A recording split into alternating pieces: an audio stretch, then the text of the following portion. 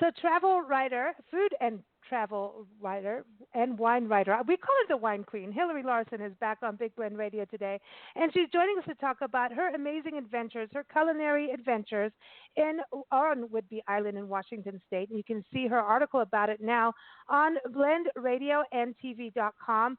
There's a lot going on over there. It's not just wine. There's cider, there's beer, there's farm-to-table food, there's art, there's a whole food, wine, art, spirits tour that you can take this fall. So she's joining us to tell us all about it. You can keep up with Hilarie on her site and blog. Just go to northwindswineconsulting.com. You can read her article about Whidbey Island on blendradioandtv.com right now. Just type in Whidbey Island or type in Hilarie. You'll see in our expert department.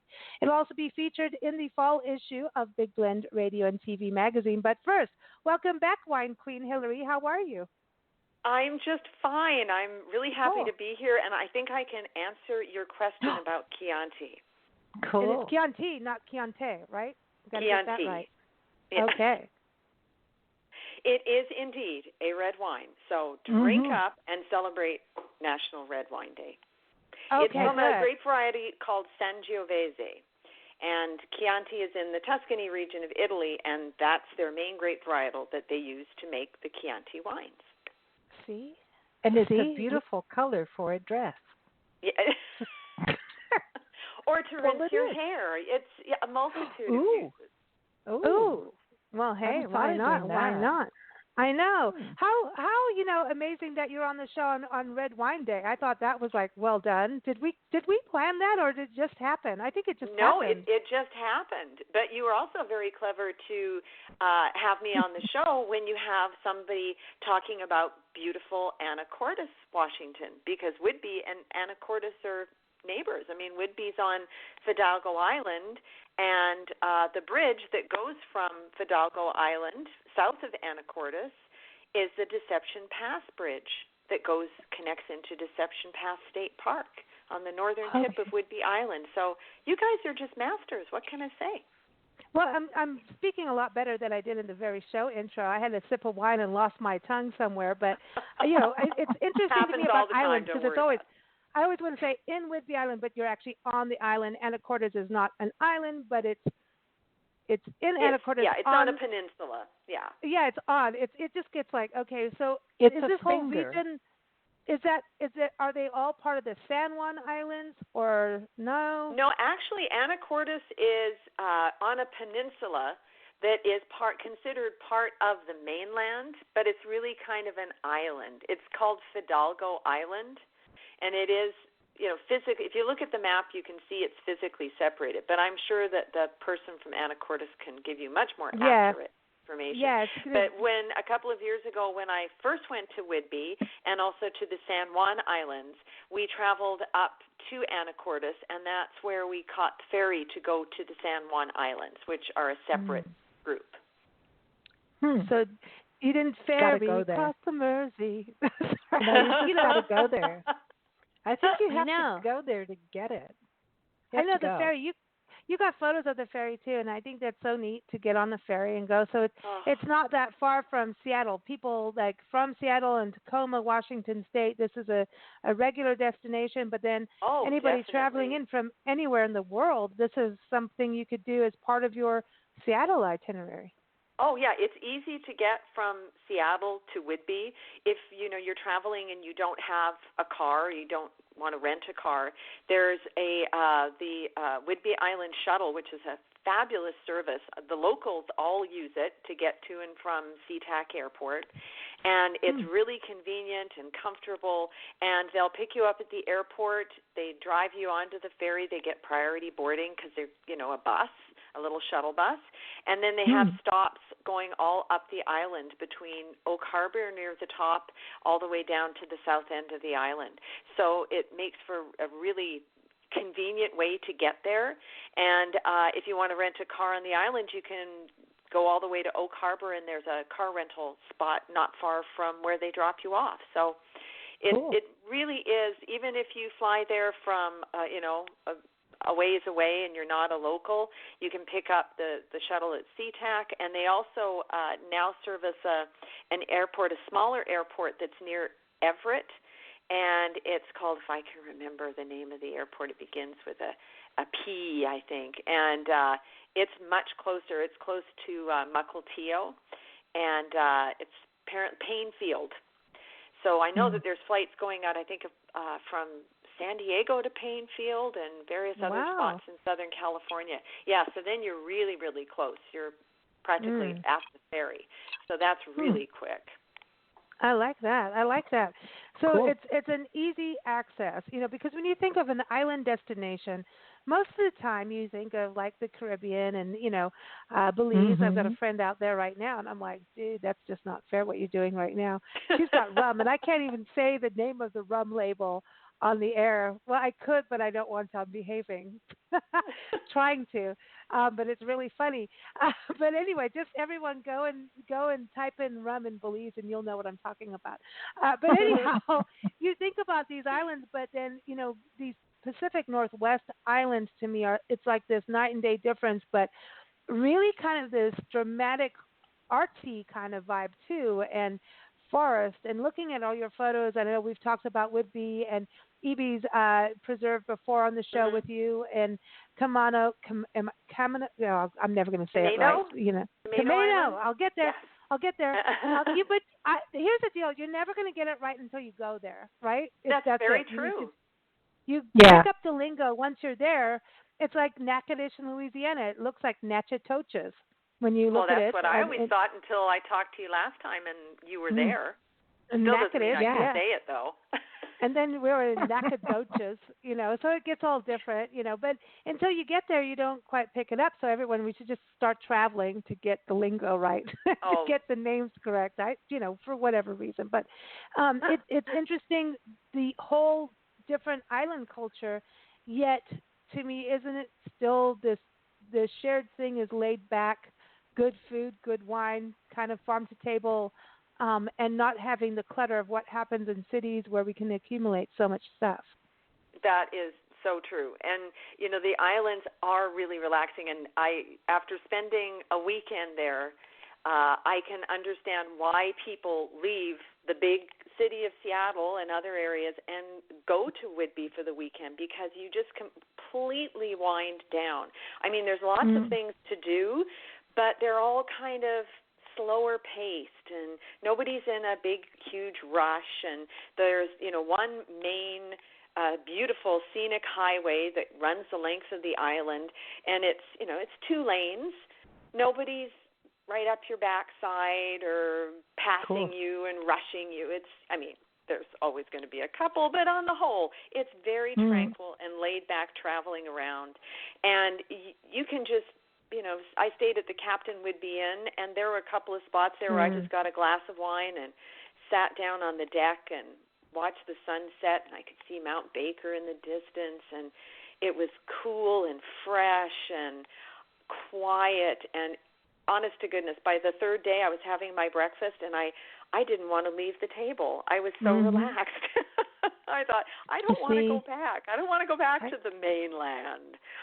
Yeah, I get that. See, that's it. And, there's that, you don't want to go back to the mainland, and at the same time you're eating food that is pretty much, and it's interesting because some of the mountain towns are like that too, because they're kind of like a mountain island. You can't keep going down the mountain to get your food, so you need to do it local. And then you become you become like that local person where you're getting those local flavors. And to me, as a traveler, you really, we ate a bunch of fried food in the South, right? So now we have problems, but we have some workouts to do coming up. There's a detox plan in place, but it was really good, and you get to understand the people better. You get to understand the lay of the land by eating that local food, but it is really that locally sourced thing, and it seems interesting with the islands being similar to mountain destinations that it really is that close. Yeah, and they're able to, in the Pacific Northwest and, on Whidbey in particular, they're really able to grow such a diverse amount of things. They have orchards, so they can grow, apples and tree fruits to make ciders. They grow grapes, of course, wine grapes. On Eby's landing historical reserve, there's this huge, beautiful plain, which is where in the 1850s E.B. and the original settlers staked out their homestead claims. And you can look at those farms and the houses, the beautiful old farmhouses, and the land is still cordoned off and farmed by pretty much by the same families who started it in the 1850s.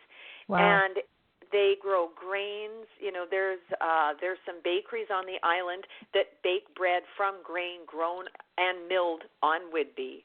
Wow. Beautiful vegetables and herbs and lavender, and a lot of people would think lavender. You think lavender in the south of France, you think of somewhere really hot, but like you were saying, they're in this rain shadow area, so they don't get that really high level of rain that you think of when you think of Washington State and the Pacific Northwest. You think of rainy Seattle, but they get enough rain and this beautiful moderate climate so that they can grow an abundance and a huge variety of things locally.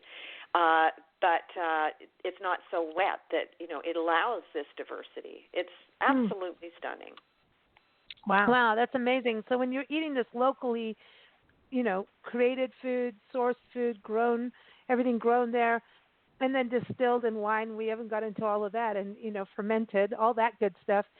When you leave, do you develop this taste for it, and then you leave, and then you're like, well, I developed a taste for these tater tots, these giant tater tots that they fry up in gas stations, and you know what I'm talking about. Like I know this is they do definitely. all the kind of food you're talking. I'm going. They call we're talking the South versus loaded tater tots. Well, there are things.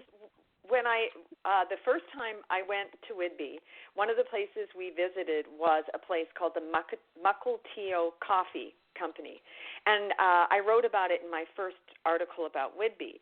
And it's this little tiny place out near in the southern part of the island, out in the woods, and they have this wonderful. I think they call it the Cafe in the Woods. It's super restaurant and coffee shop. And they also roast all their own beans, and they bring in beans from all over the world.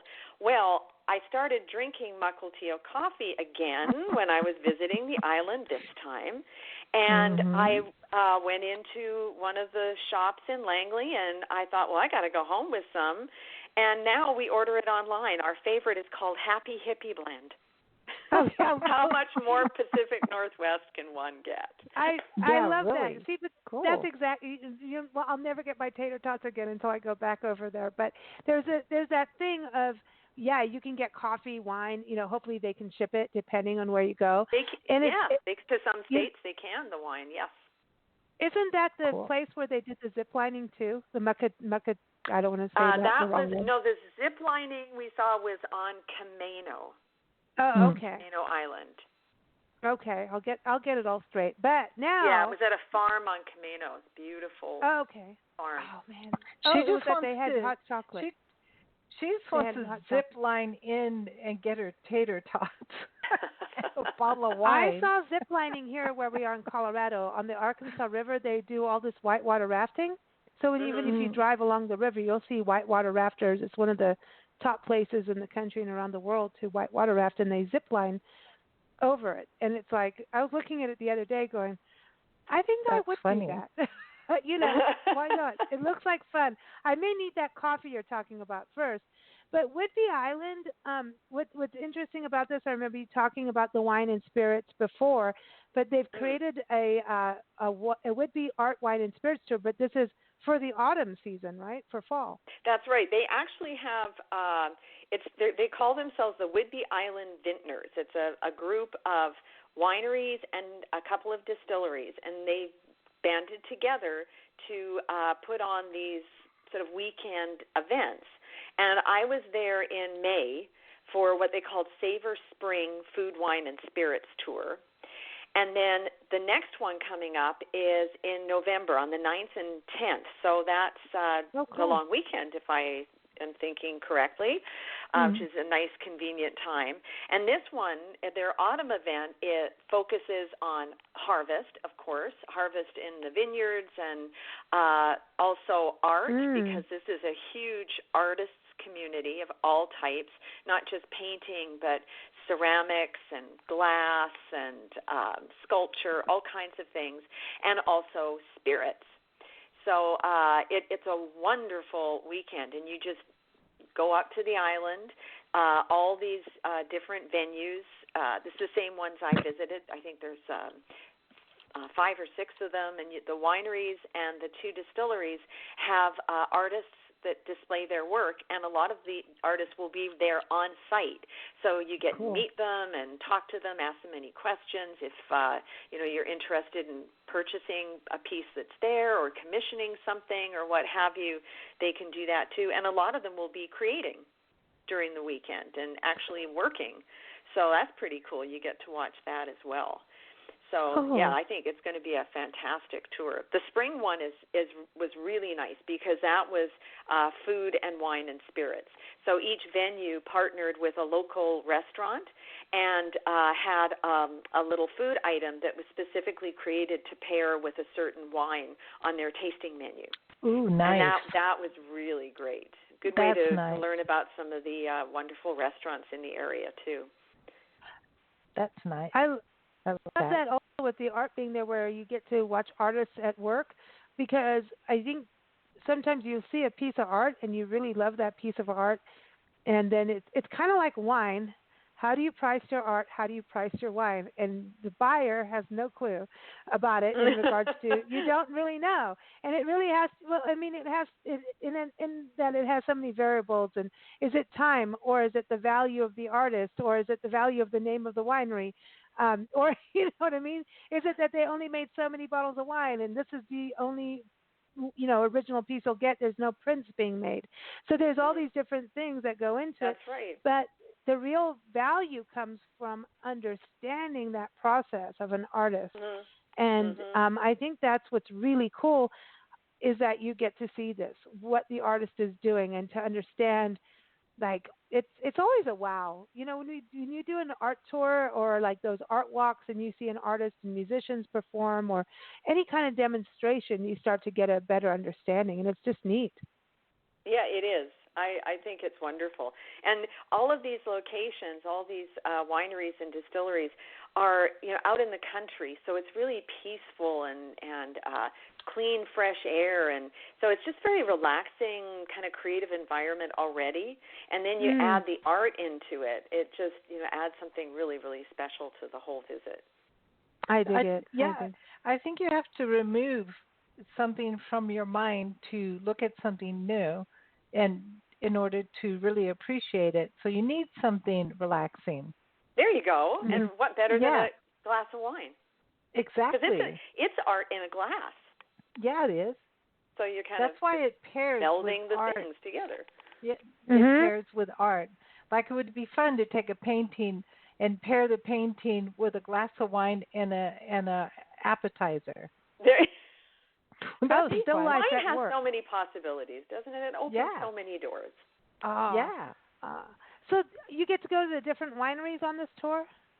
Yes, you do. It's all on your own. It's not guided, so you can go at your own pace. It's over 2 days, so it's the Saturday and Sunday, the 9th and 10th of November. Ooh. And so your ticket, when you go to your first winery, you give them your ticket, and they give you a glass. And then you just take your glass around with you to the various venues, and it's got the logo of the Whidbey-Island Vintners on it, so they know that you're part of that you purchased a ticket for the tour, and then you use that for your tastings. And they're all located in the southern portion, the southern half of Whidbey, so they're all very easy to find. They're near the towns of Clinton and Langley and Freeland and Greenbank. So there's lots of places where you can take a break and eat or pick up some picnic stuff. And, well, maybe November you don't want to picnic, but you never know. It can be really pretty there. Nice weather in November. So, yeah, there's that option, too. We've had picnics in the snow in the sequoias. Yeah. And you just have to be prepared. And your wine should be red at that time. I'm just going to say that. And it's National Red Wine Day, so is there red wine in Whidbey? There is. You know, most of the I always thought, learning about wine, that even though Whidbey Island is part of a very large AVA or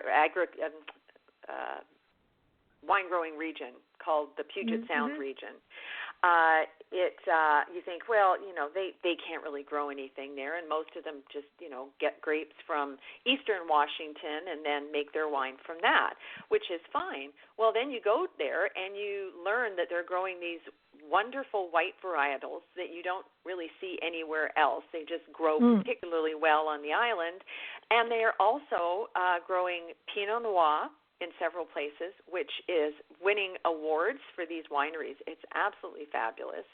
And then they're also making reds like Cabernet Sauvignon and Merlot and Cabernet Franc and various others from grapes that they bring over from vineyards in the eastern part of the state. So they're still Washington grapes.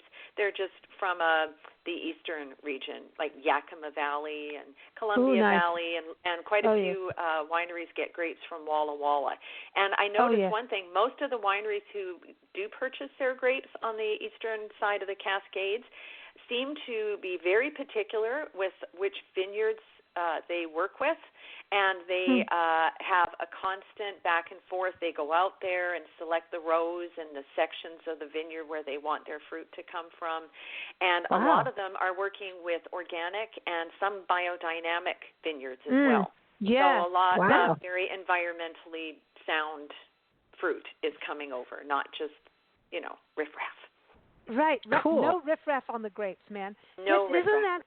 I remember Yakima, Walla Walla area having like really good, like Mourvedres and just really like Malbecs. Oh, they do. Yummy, Washington yummy. State Syrah, love it.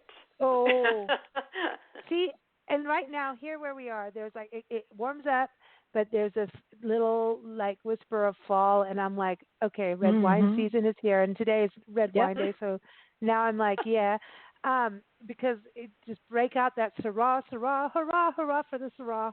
It's really an important wine. But the one thing I noticed in your article, you talked about this autumn when people are there doing the Whidbey Arts, Wine, and Spirits Tour. And I want to hear about this getaway for two, some giveaway or contest going on. But you said that this is the case card sale happens at this time of year. And it's something that you could receive 2 free tickets to the Red Wine and Chocolate Tour in November 27th. Yeah. Speaking of red wine. Yeah, this is something they do every year, apparently, during the autumn Art, Wine, and Spirits Tour, is you can, I guess you get some sort of little card. So when you buy wines and spirits at these various locations on the tour, as you accumulate them, if you accumulate a dozen bottles of whatever you like, you can mix and match to your heart's content from the various locales. Once you reach a case, then you qualify to get 2 free tickets to the Red Wine and Chocolate Tour, which is in February. Actually, it's 2 weekends in February, the 8th and the 9th, and then the 15th and 16th. So you can have it before Valentine's or right after Valentine's. Oh, so I thought it was in wonderful. November. So it's February. It's in February. Okay. It's in February. The Red Wine and Chocolate Tour is in February. Okay, November is the Autumn on Whidbey Art, Wine, and Spirits Tour. So what's going on with that giveaway, contest, competition? Well, they got this really cool thing done. Whidbey Island Tourism, WhidbeyCaminoIslands.com. If you go to their website, on their landing page, I found this, and you can enter to get a fall getaway for 2 to the Autumn on Whidbey Art, Wine, and Spirits Tour. So what you get is, let's see here, you get 2 tickets for the tasting tour. You get 3-night stay at this wonderful winery called Comforts of Whidbey. And Comfort is the surname of the people who owned and started the vineyard and the winery. And it's sort of located between Langley and Clinton, which is where the ferry docks. And they have this beautiful property, and they just built 6 bed and breakfast rooms up above the tasting room. So if you stay there, you walk through the tasting room and up the stairs, and you're right looking out over the vineyards or over the Saratoga Passage, over the water. And they also have some farmland with llamas. So it's really quiet, really peaceful. So you get a 3-night stay at Comforts of Whidbey, and that includes your breakfast and your parking. You get a welcome basket, and you get a bunch of gift cards and local products from different restaurants and wine bars, some of the other wineries like Bloom's and Holmes Harbor Cellars and Spoiled Dog, and then you also get some freebies and gift cards from Mutiny Bay Distillers and Whidbey-Island-Distilleries. So it's a wonderful little stash of goodies and a beautiful place to stay. And you can enter on, if you just go to Whidbey-Camano-Islands.com, I believe there's a link to their website at the end of my article. And then you'll see a place where you can enter to win a 3-night stay on Whidbey Island. And they're closing the entries on the 15th of September, so you still have a couple of weeks to enter. I'm very Everybody tempted. get on with it. I know, I am too. I don't know if travel writers are allowed to do this kind of thing, but we do want to. So Whidbey-Camano-Island.com, right? Yes. Okay. Whidbey-Camano-Islands.com. With an S. With an S, because it's 2 islands. With S at the end. Okay, so Whidbey-Camano-Islands.com. Go check that out. Yeah. .com. Go check that out. So now you talked about this is one of the coolest things, Mutiny Bay Distillery. I just love the name. I feel like because we were talking about at the beginning of the conversation, like Belize and the rum distillery and everything in their name, which I so really want to tell everybody about that. But anyhow, I won't. But then here it is. You've got Mutiny Bay, so it does kind of sound like we're going into the Caribbean and like we're going to play with buccaneers and pirates and stuff. Well, there is a bay called Mutiny Bay, and it's near a town called Freeland, and so that's how Mutiny Bay Distillery got its name, and it's again out in the country, right next to this huge blueberry farm, and it's this wonderful little distillery, and they make great gin, which is really wonderful. I do like a nice fragrant juniper-y gin, and theirs is really herbaceous and delicious. Just put a little on ice and sip away. And they make whiskey, and they make different liqueurs, and just wonderful, wonderful stuff. And it's all made from grains that come from Washington State. So again, Washington State crops for their base, and organic blueberries that are grown right next door for their blueberry liqueur. They use locally roasted coffee for their coffee liqueur, and these fabulous chocolates. Oh my goodness. Yes. Yum. Seriously? That's a mutiny right there. Yeah. Oh my gosh. And you just, when you go there, just go, where are my buccaneers at? And then somebody will answer you something. I know. There has to be a mutiny somewhere. The pig. This is the land of the pig, right? The pig that ran amok, and then no, the pigs I think were on the Pig Wars. That was San Juan Island. Okay, I think wasn't it? There was. No, I have to look it up. I can't remember. Now I know the pig. There was the running pig between the British and the Spanish, and I don't know. Everybody had the pig, and everybody was nice, and then all of a sudden, all hell broke loose, and they killed the pig, and somebody got bacon. And so it's not where's your buccaneers, it's where's the bacon. That was with the British and the Americans. Oh, the British and the Americans, and yes, because they shared the island. Maybe that was Whidbey. Yes, the Pig War. That was the Pig War. Yeah, the Oink War. I know. No, it's that San Juan Island National Historic Park. So that's San Juan Island. You never. I mean, people. We do weird stuff as people. Seriously, we do. I know. This is the pig, and then it was a pet, and then it went to bacon, and everybody's it was story. shot. Yeah, and it How started about, off as this disturbance, but nobody was killed. The pig was the only fatality, if I remember correctly. Oh, that sucks. But how about blueberry whiskey flavored bacon? Oh man. Okay, I don't know. I I have don't to know think about about that one. Nancy, you don't No, even I eat think blueberries. I'm like, she doesn't even you eat. could with whiskey. Oh, she'll do it with. Yeah, Nancy's been playing at distilleries lately. It's her new thing. Oh, well, then you've got to go up there. Yeah, because, yeah. Mm. Oh, but look here, Blue. Yeah, I think that's one way to get Nancy to have her berries and her antioxidants. Yeah. Okay. Take her up Blueberries to are very good distillery. for you.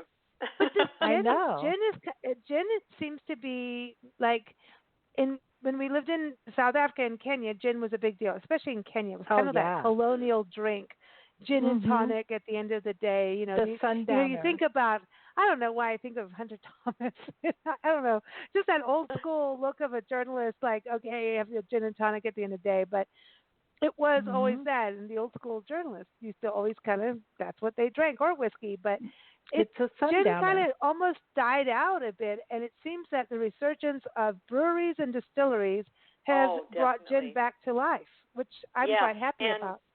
Yeah, their gin that they make at Mutiny Bay is called straight gin, Strait, like a strait of water, and it is wonderful, and it is an example. You're quite right, of this resurgence of gin. I keep reading about different bars and pubs in Britain and so on that have these huge selections of gin. So they don't just pour you the bar gin anymore when you order a G&T. You have this whole selection to mull over, and each one has its own, little difference, its own little personality, and it's sort of taking over from whiskey in a way, I think.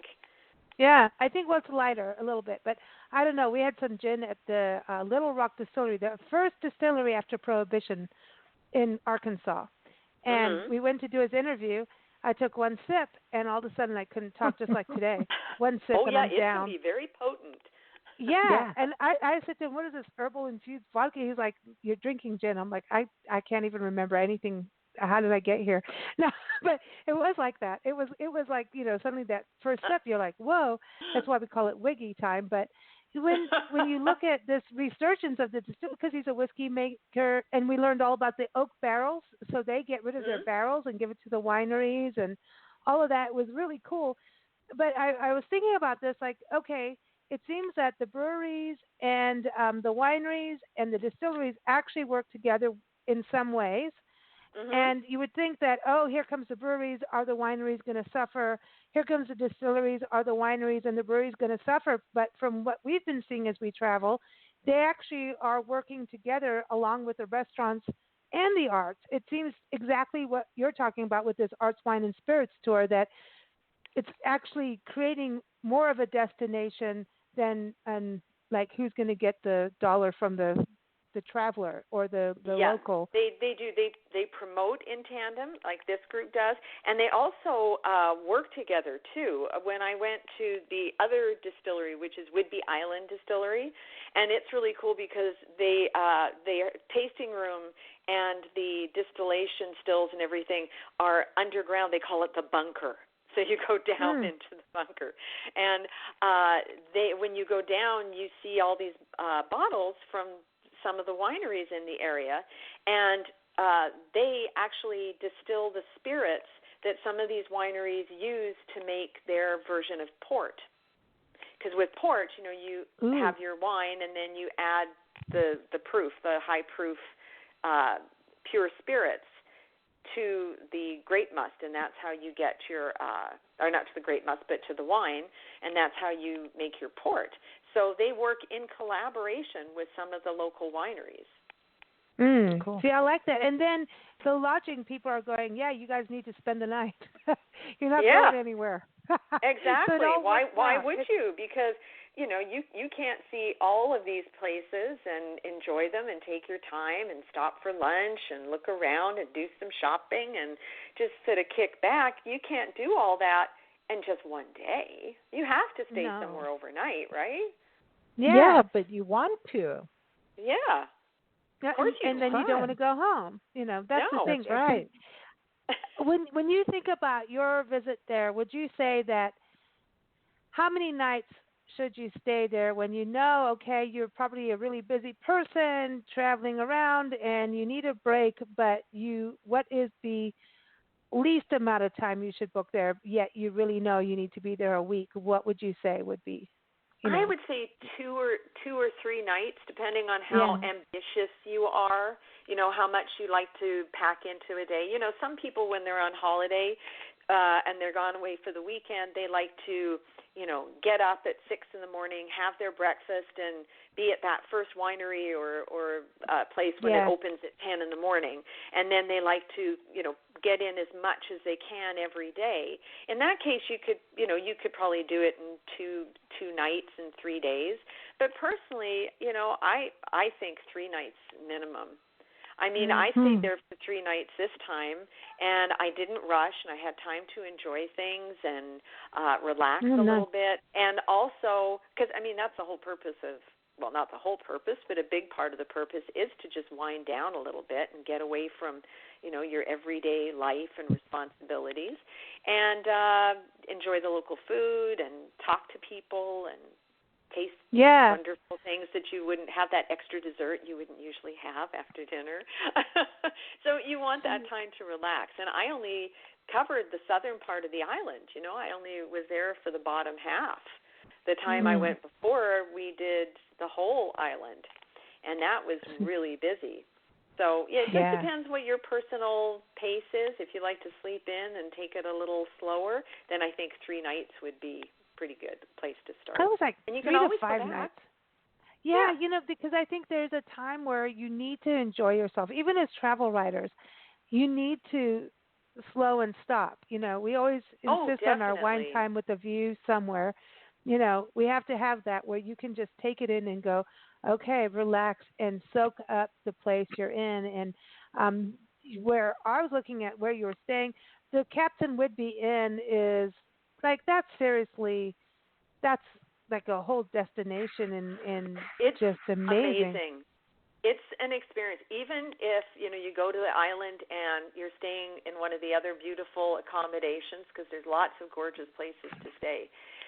Staying at the Captain is, or just going there and having a walk around, maybe going for a drink or for a meal, it's something you have to do when you're on the island. It's the most beautiful place. It's what was originally built as a fishing lodge right on the shores of Penn Cove, which is this beautiful, still cove in the center of the island.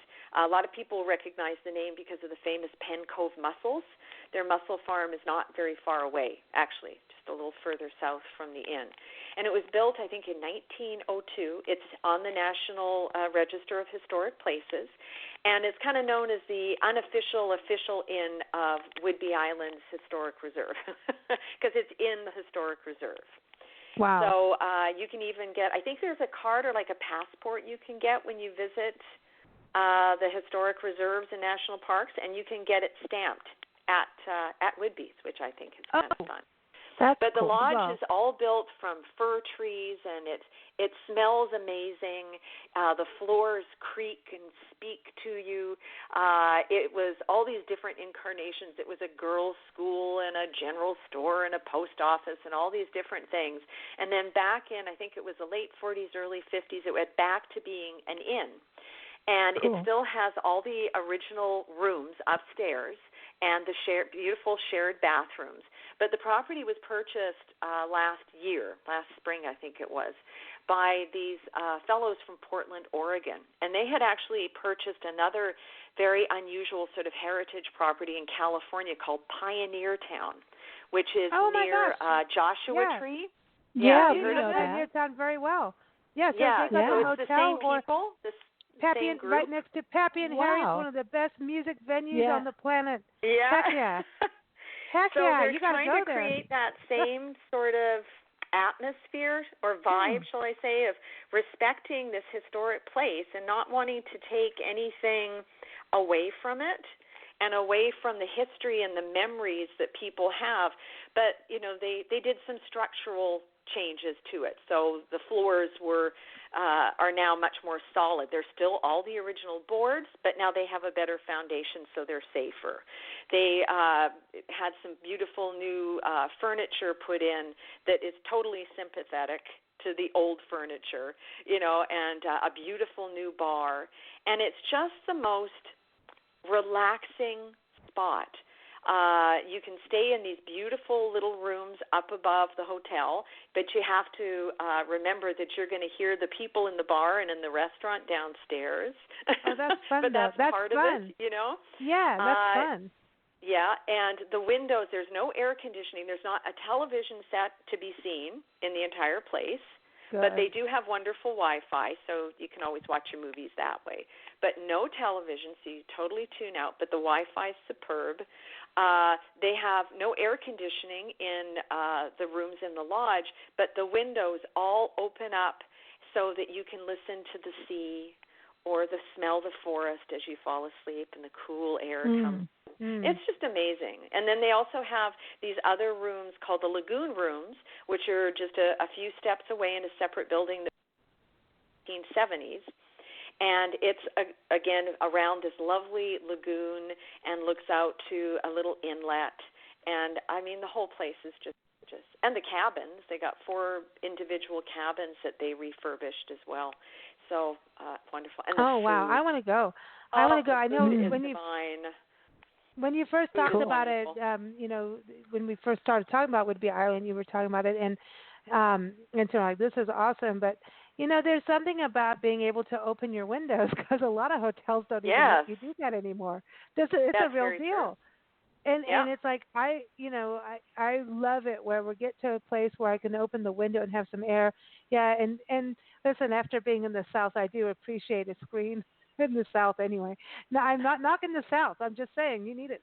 But it's awesome to be able to have that air come in and feel that it's part of that experience. So it's awesome when it can happen. It can't always happen for a lot of different reasons, but to have that water. There's something about the water thing that's really cool. So you were talking about the comforts of Whidbey. They also have a bed and breakfast, right? Yes, those are the rooms that they have up above the tasting room and the winery. So you really are staying in wine country. And they've got really, really well-appointed rooms. And they either look out over the sea or they look out over the farmlands of Comforts. And the rooms are beautiful. The beds are new and plush and cozy, and the bathrooms are really gorgeous. Big walk-in showers, and it's really beautiful. And then they have a little area outside the rooms where you can go and make yourself coffee or tea or heat up a snack or things like that. And then they also have a sitting area just for the guests of the B&B, and they have books and a little library area so you can just relax and kick back and plan your adventures on Whidbey-Island. It's beautiful. Oh, man, nice. I know your article tells everybody about where to eat, and the food seems really good. Wonderful. My gosh, really good food.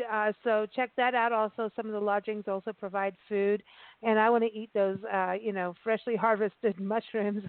Like those. Oh, those mushrooms at the Captain Whidbey.